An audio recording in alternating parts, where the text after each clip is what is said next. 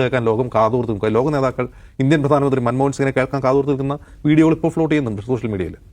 അതൊരു കാലമായിരുന്നു. ഇപ്പോൾ എന്താ സംഭവിക്കുന്നത് വെച്ചാൽ, നയതന്ത്രത്തിൽ ഒരിക്കലും ചെയ്യാൻ പാടില്ലാത്ത ഒരു കാര്യമാണ് ആഭ്യന്തര രാഷ്ട്രീയ താല്പര്യത്തിന് വേണ്ടി അനുസരിച്ച് നമ്മുടെ നയതന്ത്രം രൂപപ്പെടുത്തരുതെന്നുള്ളത്. ഈ ഇന്ത്യയുടെ നയതന്ത്രം ഇപ്പോൾ നിലനിൽക്കുന്ന എവിടെയാണ്? ആഭ്യന്തര രാഷ്ട്രീയത്തിൽ അധിഷ്ഠിതമാണ്. ഇന്ത്യ ഭരിക്കുന്ന രാഷ്ട്രീയ കക്ഷിക്ക് അവരുടെ വോട്ട് ബാങ്ക് സെക്യൂർ ആക്കാൻ വേണ്ടി ലോകവേദികളിൽ നിലപാട് സ്വീകരിക്കുന്നത്. അതാണ് പച്ചയ്ക്ക് പറഞ്ഞാൽ അതാണ് സംഭവിക്കുന്നത്. ഒരിക്കലും ഇന്ത്യ അങ്ങനെ ചെയ്തിട്ടില്ല. അപ്പോൾ കോൺഗ്രസ് ഭരിക്കുമ്പോഴും ചെയ്തിട്ടില്ല, വാജ്പേയി BJP സർക്കാർ ഭരിക്കുമ്പോൾ അത് ചെയ്തിട്ടില്ല ഒരിക്കലും. കാരണം ലോകരാഷ്ട്രീയം എന്ന് പറയുന്നത് ഡിപ്ലോമസി എന്ന് വേറെ തലമാണ്. ആഭ്യന്തര രാഷ്ട്രീയം അതിനെ സ്വാധീനിക്കരുത്. അത് ഡിപ്ലോമസിയുടെ ബാലപാഠമാണ്. ഇവിടെ ചെയ്യുന്നത് എന്താണ്?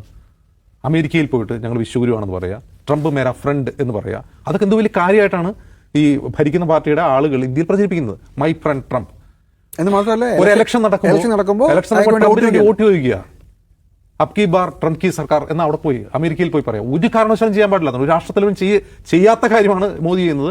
അവിടെ പോയി ഒരു പ്രസിഡന്റിന് വേണ്ടി ഇലക്ഷൻ സമയത്ത് വോട്ട് പിടിക്കുക. ഇവിടെ ഇലക്ഷന്റെ സമയത്ത് മൈ ഫ്രണ്ടിനെ ഇവിടെ കൊണ്ടുവന്ന് റാലി നടത്തുക.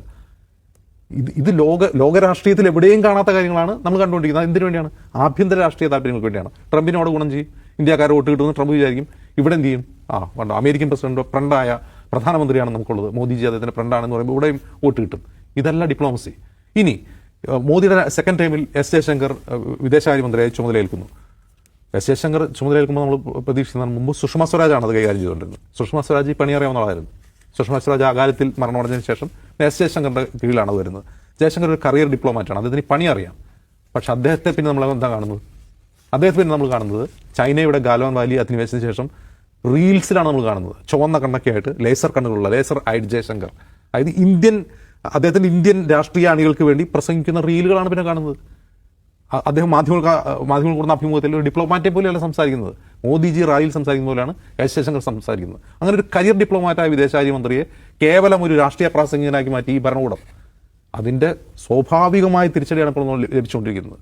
ഇനിയിപ്പോൾ ഇസ്രായേലിൽ പോയി ഈ അറ്റാക്കിന് തൊട്ട് മുമ്പ് ഇസ്രായേലിൽ പോയി നെതന്യാഹു കെട്ടിപ്പിടിച്ചു. നെതന്യാഹുവിന്റെ ഭാര്യ കാവി വസ്ത്രം അണിഞ്ഞു വന്നു. കണ്ടോ, നോക്കൂ, സഫ്രോൺ എന്ന് പറഞ്ഞ് പരസ്പരം കെട്ടിപ്പിടിച്ചു.